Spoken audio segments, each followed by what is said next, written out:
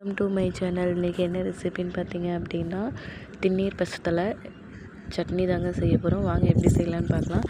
நம்ம வீட்டில் ஒரே செடி இருக்குது, ஒரே ஒரு செடி தான் இருக்குது. அது இருக்கக்கூடிய தலையை மட்டும் இந்த மாதிரி பொரித்து எடுத்துக்கலாம். இது வந்து தலைவலியை சரி செய்யக்கூடிய ஒரு தலை தாங்க. வாங்க எப்படி செய்யலான்னு பார்க்கலாம். இப்போ அதுக்கு வந்து தலையெல்லாம் க்ளீன் பண்ணி எடுத்துகிட்டு அது கூட ஒரு தக்காளி, ஒரு 2 பெரிய வெங்காயம், ஒரு தேவையான அளவு நீங்கள் மிளகாய் சேர்த்திக்கலாம். இப்போ வாங்க எப்படி செய்கிறதுன்னு பார்க்கலாம். ஒரு பாத்திரத்தில் தேவையான அளவு எண்ணெய் விட்டுட்டு, எண்ணெய் நல்லா சூடானதும் சீரகம் 1 ஸ்பூன் அளவுக்கு சேர்த்துருக்கேன், கொத்தமல்லி 1 ஸ்பூனு, பூண்டு 2 பல், அப்புறம் நம்ம அரிஞ்சு வச்சுருக்க வெங்காயம், பெரிய வெங்காயம் நான் 2 சேர்த்துருக்கேங்க. இதெல்லாம் நல்லா வதங்கி வரட்டும்.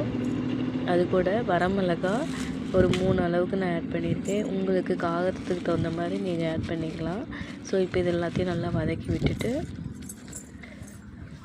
நல்லா வதங்கட்டும். இப்போ அது கூட வந்து ஒரு தக்காளி, இப்போ இதையும் சேர்த்துட்டு நல்லா வதக்கி விட்டுக்கலாம். நல்லா வதங்கட்டும். அது கூட வந்து நம்ம புதினா தழை கொஞ்சம் ஆட் பண்ணியிருக்கோங்க. தழை கொஞ்சம் கம்மியாக இருக்குன்றதுனால அதுவும் கொஞ்சம் சேர்த்துருக்கேன்.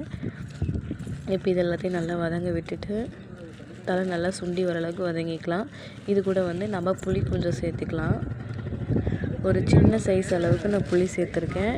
இப்போ இது வந்து நல்லா வதங்கட்டும். புளி சேர்த்துட்டு நல்லா ஸ்டவ் ஆஃப் பண்ணிவிட்டு நல்லா ஆற விட்டுக்கலாங்க.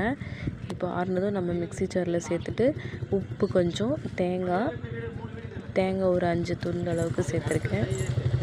தேங்காய் சேர்த்துட்டு இப்போ நல்லா அரைச்சி எடுத்துக்கலாம் மிக்ஸி ஜாரில். ஸோ அரைச்சி எடுத்ததுக்கப்புறம் நம்ம சூடான சாப்பாட்டில் போட்டு சாப்பிட்டோம் அப்படின்னா ரொம்ப டேஸ்ட்டாக இருக்கும்.